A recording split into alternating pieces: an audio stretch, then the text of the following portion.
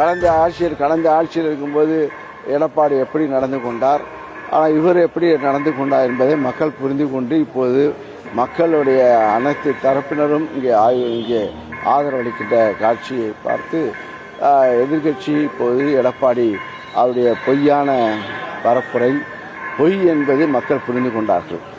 அவர் பேசுவதெல்லாம் பொய்யாக பேசுகின்றார்.